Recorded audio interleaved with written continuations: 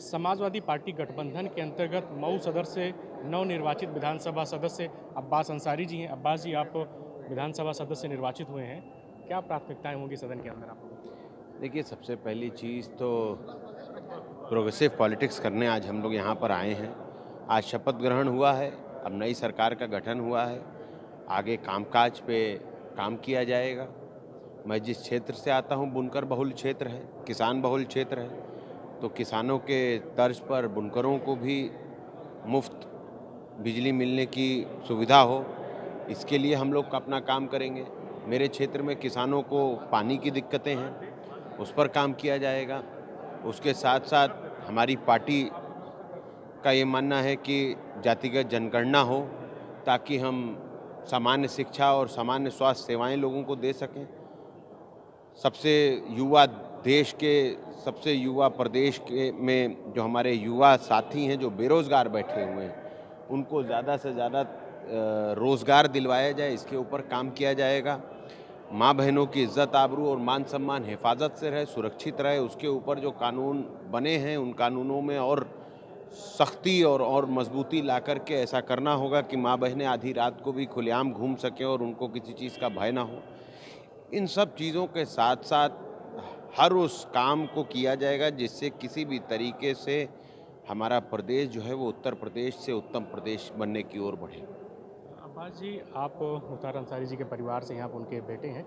विधानसभा चुनाव के दौरान बुलडोज़र को लेकर बहुत चर्चा थी और आपके परिवार के ऊपर भी तमाम तरह की कार्रवाई हुई, उसको लेकर क्या कहना चाहेंगे? देखिए, जो काम हो गया, अब उस पे चर्चा करके फालतू का समय व्यर्थ करने से कोई फ़ायदा नहीं।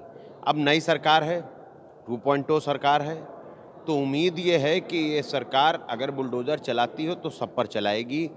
जो भी गैर कानूनी काम कर रहे होंगे या गरीबों की ज़मीनों पे अवैध कब्ज़ा किए होंगे और न्यायपालिका ने आर्डर किया होगा, तो उन सब पर बुलडोज़र चलना चाहिए, चाहे वो बनारस और चंदौली के लोग हों, चाहे वो जौनपुर के लोग हों, चलना सब पर बुलडोज़र चाहिए। मेरी ये मांग है प्रदेश की सरकार से कि माफियाओं की सूची जारी हो और उस सूची के तहत जो माफिया उस सूची में आते हैं उन सब पे सख्त से सख्त कार्रवाई। योगी सरकार का जो पहला कार्यकाल था, तो आपको लगता है कि क्या समान रूप से कार्रवाई सभी देखिए, माफियाओं पर नहीं हुई? जो था उस पर टिप्पणी मत कीजिए, जो होगा उस पर काम किया जाए। अब तो जो बीत गया उसका तो जनता ने आपको मैंडेट दे दिया, अब तो जो अगला चलना है उस पर हम लोग काम किया जाए। तो ऐसे कौन से माफिया हैं जिनकी सूची सार्वजनिक करने को लेकर आप लोग मांग कर रहे देखिए, हैं? मैं आप नहीं जानते हैं अगर, तो आप पत्रकारिता के लिए बड़ी दिक्कत की बात है कि अगर आप पत्रकार होते हुए उन नामों को नहीं जानते। हम जान रहे हैं, लेकिन हम जान, लेकिन मैं ये होमवर्क आप पर छोड़ता हूँ।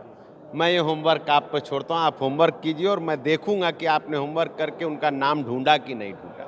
नहीं, उस लिस्ट में तमाम सारे नाम है, नहीं बनारस तो चंदौली आपने चलिए, जड़ लिया, तमाम में आप ही लेकिन नाम आप लीजिए। विधानसभा सदस्य हैं, तो ऐसे में आप तमाम में जैसे कि नाम लीजिए, धनंजय सिंह चलिए। का नाम लगातार चर्चा में था, हाँ। ब्रजेश सिंह का नाम लगातार चर्चा में, तब तो आप भी देखिए, किन धनंजय कैसे? सिंह हो, ब्रजेश सिंह हो, विनीत सिंह हो, सुशील सिंह हो, जितने भी लोग, मैं व्यक्ति की बात नहीं कर रहा हूँ, मैं कह रहा हूँ एनसीआरबी से रिपोर्ट मंगाई जाए, एनसीआरबी की रिपोर्ट के अनुसार जितने भी माफिया हैं उनकी सूची बनाई जाए, उस सूची के अनुसार कार्रवाई किया जाए और बुलडोज़र सब पर चले, ना कि किसी जाति और धर्म को देखकर भेदभाव करके बुलडोज़र चलाया जाए। ठीक है, थैंक यू।